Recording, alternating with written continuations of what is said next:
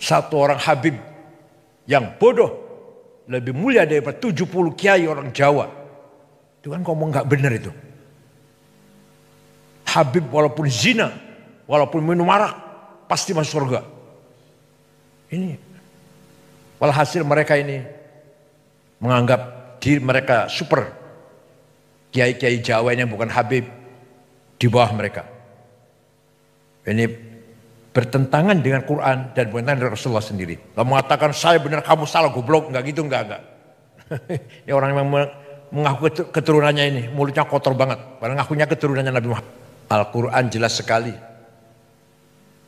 Wala tasubbul ladzina yad'una min dunillah fayasubbul adwan bighairi ilm. Kadzalika zayyana likulli ummatin amalahum.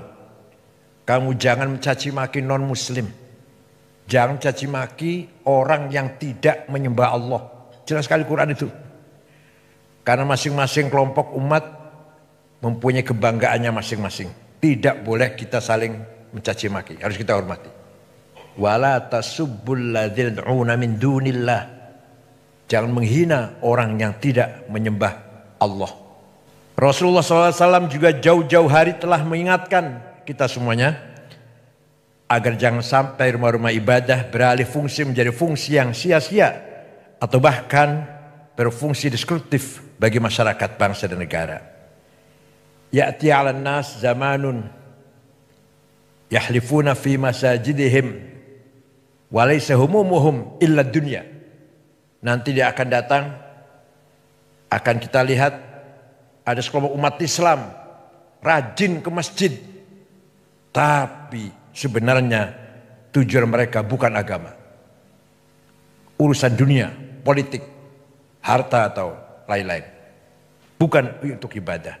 Akan muncul dari umatku orang yang membaca Quran tapi tidak melewati tenggorokannya, artinya tidak paham, letterlek, hitam putih.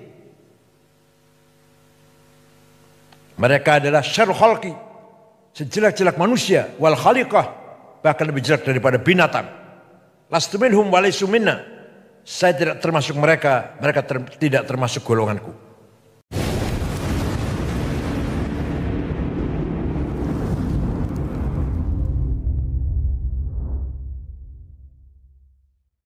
Dunia tengah berubah. Berbagai tren neokolonialisasi bergerak dan berkembang secara masif dengan berbagai pola gerakannya. Virus ideologi radikal, intoleransi, ekstremisme dan terorisme telah berkembang menjadi senjata efektif untuk menghancurkan kedaulatan sebuah negara.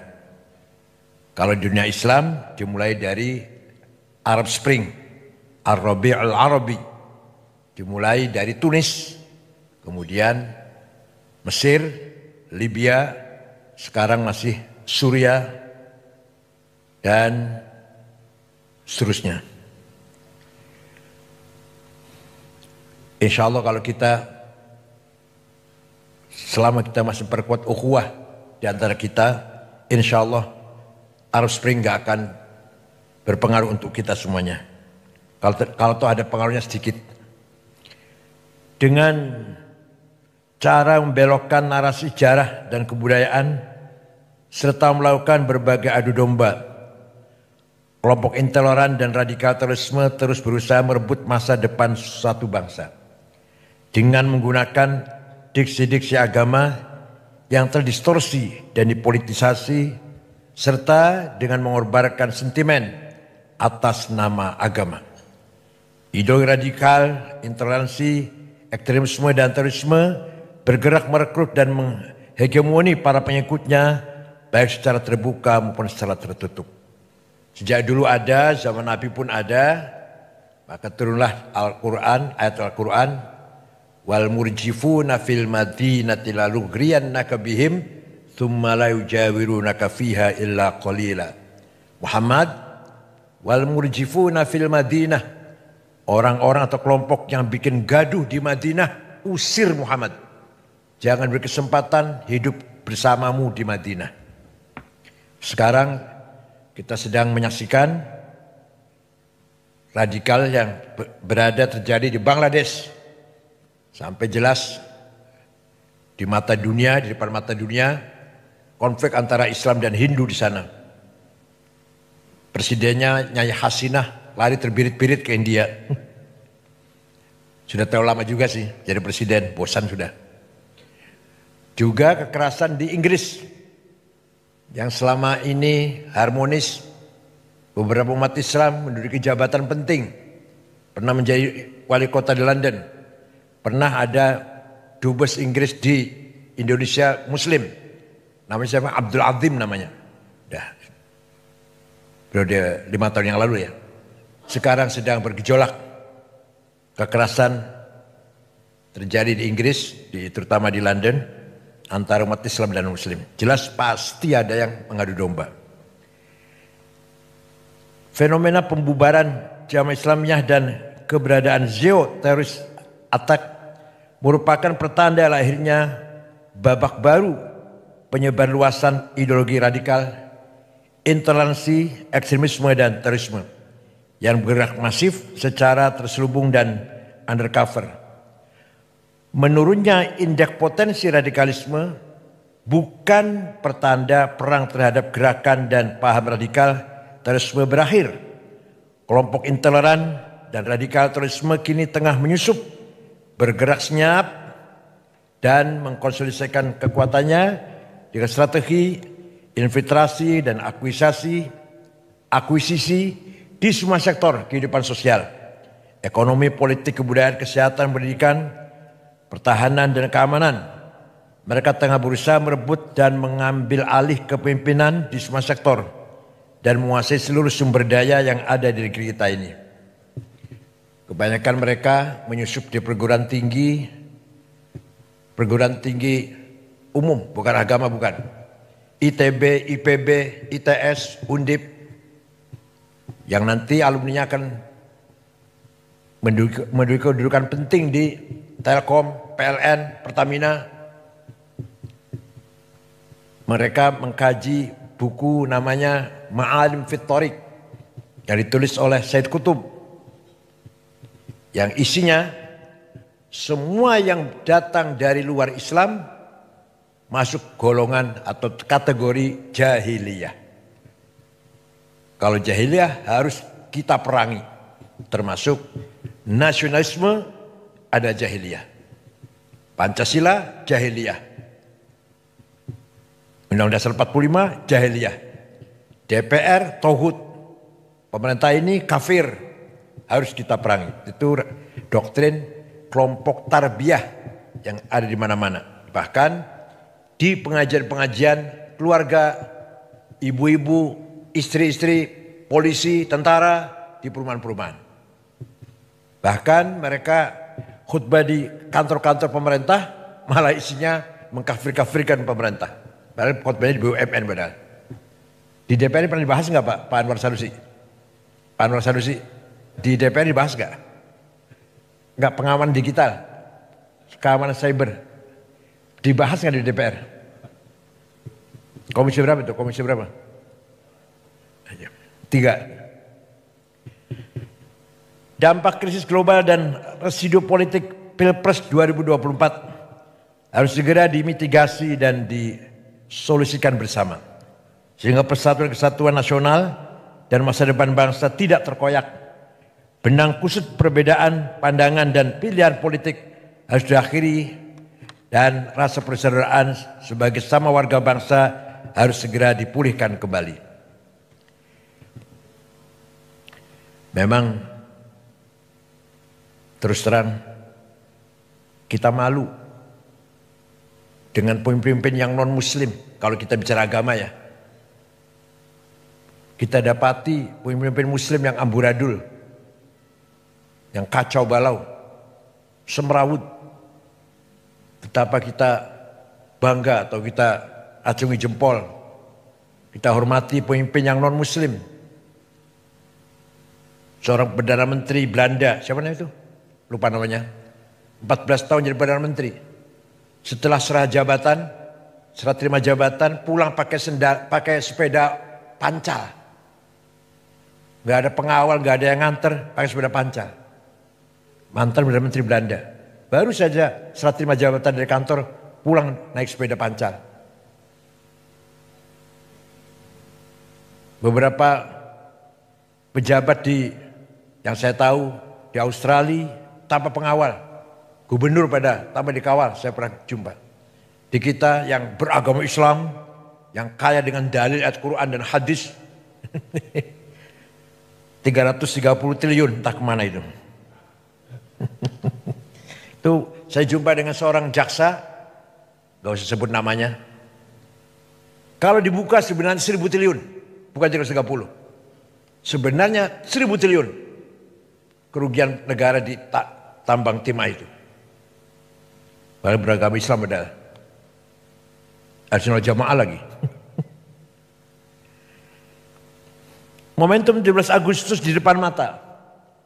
Maknai kemerdekaan Indonesia harus lebih bisa dimaknai sebagai momentum untuk melakukan refleksi, evaluasi dan menyusun rencana aksi guna mewujudkan cita-cita kemerdekaan Indonesia. Kalau dalam bahasa Arab, muhasabah, introspeksi. Kemudian kalau kita menjumpai kegagalan, mu'atabah, blaming self, jangan nyalakan orang lain. Kemudian ke depan, muraqabah, tetap kita membangun optimis. 17 Agustus adalah momentum mensyukuri nikmat kemerdekaan dengan mengisinya meningkatkan pelayanan dan pemihakan terhadap nasib dan masa depan rakyat Indonesia. Bukan sekedar perayaan pesta pora yang menghabiskan 87 miliar.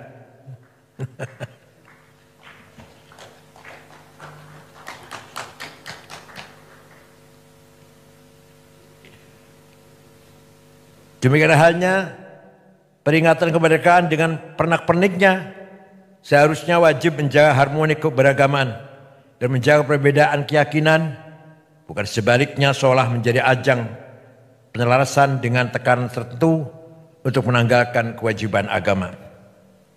Di sini dibutuhkan kelompok yang betul-betul mengawal moral bangsa, baik dari ulama Islam maupun dari para agama-agama yang lain. Al-Quran jelas sekali. Wala tasubbul ladzina yad'una min dunillah fayasubbul 'adwan bighairi 'ilm. Kadzalika zayyana likulli ummatin 'amalahum. Kamu jangan mencaci maki non muslim. Jangan mencaci maki orang yang tidak menyembah Allah. Jelas sekali Quran itu. Karena masing-masing kelompok umat mempunyai kebanggaannya masing-masing. Tidak boleh kita saling mencaci maki, harus kita hormati. Wala tasubbul ladzina yad'una min dunillah. Jangan menghina orang yang tidak menyembah Allah. Bapak sekalian, kelompok intoleran dan kelompok radikal terorisme hingga kini masih seringkali memanfaatkan rumah-rumah ibadah, majelis-majelis taklim dan pusat-pusat kegiatan keagamaan di lingkungan pemerintahan, BUMN yang masih terlalu longgar untuk menjadi wahana persemaian ideologi dan penyebarluasan gagasan kekerasan dan anti moderasi agama. Karena di Jakarta itu sholat Jumat sangat banyak. Stok khotib kurang. Asal mulanya itu. Jadi khotib seadanya. Masjid banyak, kantor-kantor Jumatan, masjid-masjid di masyarakat sangat banyak. Yang mampu khutbah kekurangan. Jadi stok khotib yang kurang. Akhirnya seadanya khotib, asal bisa ngomong. Maka naiklah ke panggung-panggung khutbah Jumat orang-orang yang tidak layak, tidak pantas menyampaikan dakwah Islam dengan sebenarnya. Dalam khutbah mencaci maki, tidak sah itu khutbahnya. Kalau ukuran kitab Fathul Mu'in, Fathul Qarib nggak sah. Nyebut nama aja nggak sah. Kalau khutbah mencaci maki orang dengan menyebut nama sudah tidak sah itu. Kalau mau ceramah, kalau mau menyebut nama di luar khutbah, ceramah biasa. Kalau dalam khutbah, 2 khutbah itu mengganti 2 rakaat salat zuhur. Sangat suci, sangat sakral khutbah Jumat itu.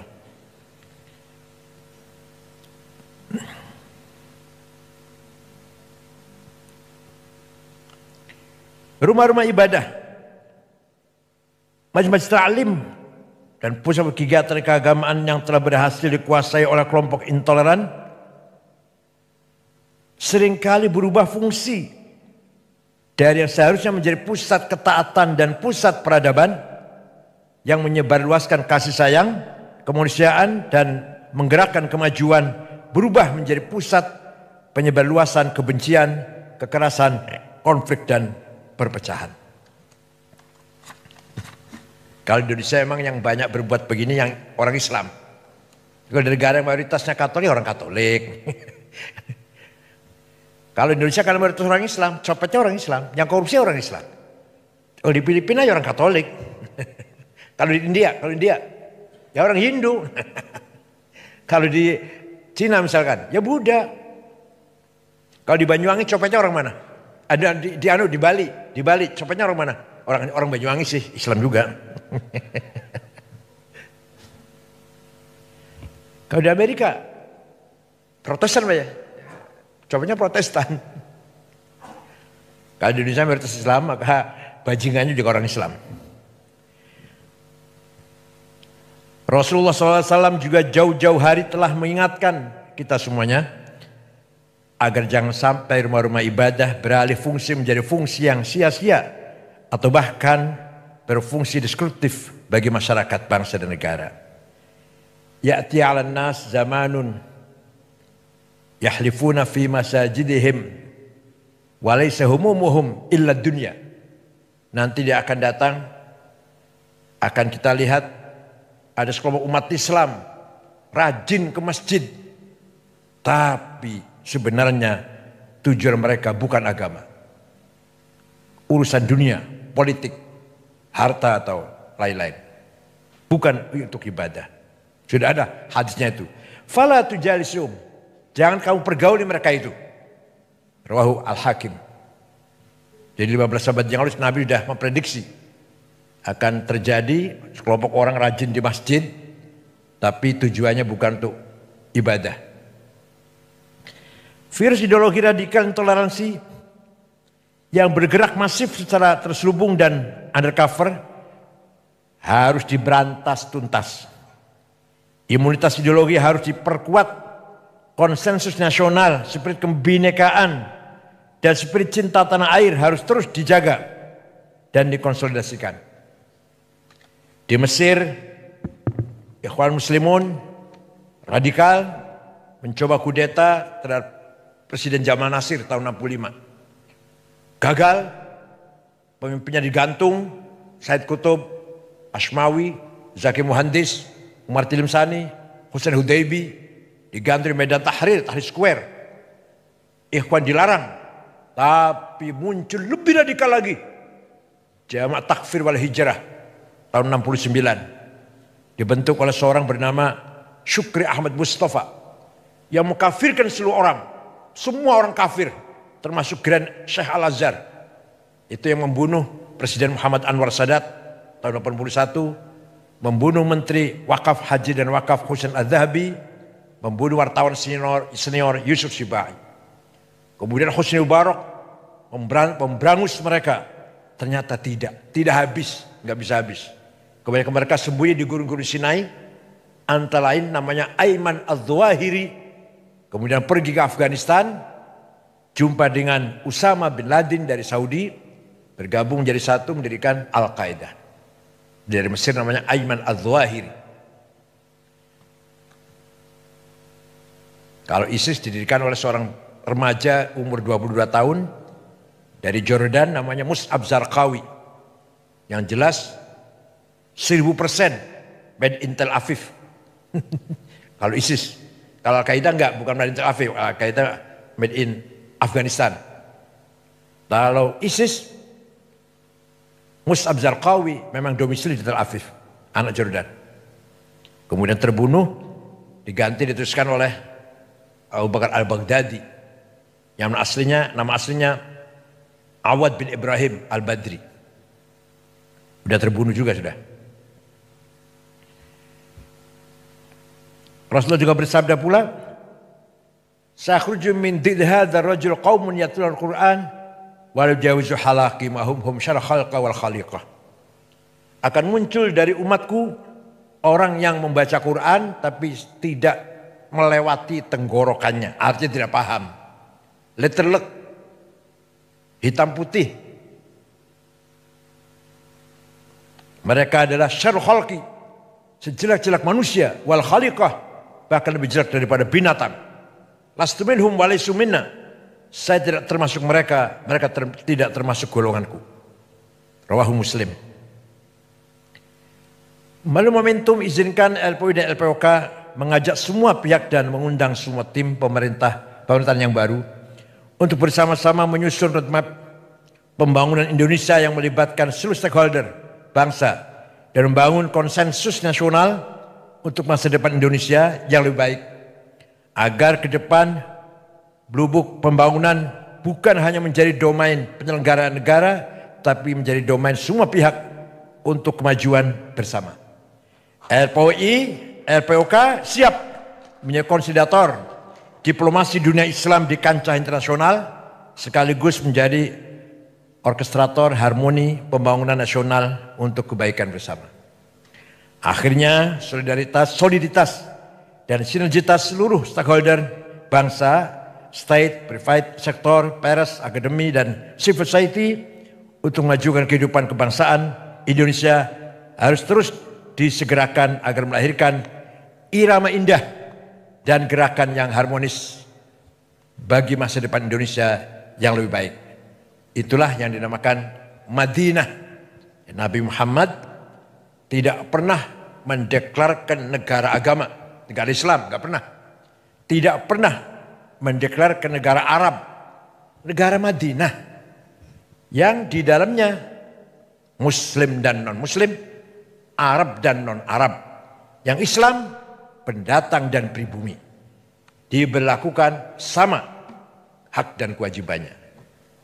Maka negara yang dibangun Nabi Muhammad adalah Madinah, bukan negara Islam, bukan negara Arab seperti Indonesia. Indonesia bukan negara agama dan bukan negara suku. Indonesia yang terdapat 6 agama itu yang resmi, yang tercatat Pak Catur. Yang tercatat masih banyak lagi agama kita ini. Indonesia bukan negara agama dan bukan negara suku. Indonesia yang terdapat 6 agama itu yang resmi, yang tercatat Pak Catur. Yang tercatat masih banyak lagi agama kita ini. Darmo Gandul, Gotoloco, Sambelun, Subud, Parpalin, Kaharingan, Kapitayan, Karuhunan, Sunda Wiwitan, Pedayakan. Masih banyak lagi agama, ada 200 barangkali Pak tradisinya. Nyun Sewu, Jogja kata gitu. Di Jogja banyak, di Jawa Tengah. Yang formal, yang resmi aja 6 agama: Islam, Katolik, Kristen, Hindu, Buddha, Konghucu. Bukan negara agama Indonesia ini. Bukan negara suku, bukan negara Jawa, Sunda, Batak, Dayak, Madura, bukan. Indonesia yang di dalamnya ratusan suku. Berapa? 400 ya? Lebih suku ya? 400 lebih suku dan 1000 lebih bahasa yang harus kita jaga bersama. Kebinekaan harus kita jaga bersama. Nabi Muhammad ketika menerima tamu Kristen Najran dihormati, kemudian Nabi mengatakan, "Qul inna au iyyakum la'ala hudan au fi dhalalim mubin." Ayo kita duduk bersama, bincang-bincang, entah aku atau Anda yang benar. Coba, gak mengatakan saya benar kamu salah, goblok, enggak gitu, enggak. Ini orang yang mengaku keturunannya ini, mulutnya kotor banget, padahal ngakunya keturunannya Nabi Muhammad. Nabi dulu, mari kita duduk bersama, ayo kita bincang-bincang. Inna kami au iyakum atau Anda, atau inna au iyakum kami atau Anda la'ala hudan yang benar, au fi dhalalim bin atau yang tidak benar. Ayo kita ngomong-ngomong. Itulah sikap Nabi Muhammad ketika menerima tamu Nasrani Najran. Dan ketika Raja Ethiopia Najasyi meninggal dunia beragama ortodok, Nabi Muhammad salat gaib, mengajak para sahabatnya salat gaib, menyalati kematian Raja Ethiopia yang ortodok. Ketika ada jenazah lewat, Nabi berdiri. Sahabat mengasih tahu, itu jenazah Yahudi Rasulullah. Iya, saya tahu. Itu yang lewatnya jenazah Yahudi, saya tahu. Tapi mari kita hormati orang yang akan menghadap Tuhan. Itulah contoh-contoh yang sangat luar biasa dari akhlak yang mulia dari Rasulullah SAW. Kenapa kita umatnya amburadul, carut marut, gak karu-karuan. Terutama di Indonesia ini yang jauh dari nilai-nilai akhlak Rasulullah SAW. Bahkan yang mengaku keturunannya mulutnya kotor, caci maki sana sini. Saya mengatakan satu orang Habib yang bodoh lebih mulia daripada 70 kiai orang Jawa. Itu kan ngomong gak benar itu. Habib walaupun zina, walaupun minum arak, pasti masuk surga. Ini walhasil mereka ini menganggap diri mereka super. Kiai-kiai Jawa ini bukan Habib di bawah mereka. Ini bertentangan dengan Quran dan bertentangan dengan Rasulullah sendiri. Inna akramakum indallahi atqakum. Yang mulia di mata Allah adalah yang paling bertakwa. Tidak pandang turunan siapa. Saya kira itu. Mohon maaf kalau terlalu panjang. Mudah-mudahan pertemuan ini menambahkan khazanah perbendaraan peradaban kita. Selamat datang Pak Sony. Dan insya Allah kedatangan Pak Sony akan bermanfaat untuk kemajuan LPUI dan LPOK. Syukran wa dumtum fil khair barakati wan najah. Wassalamualaikum warahmatullahi wabarakatuh.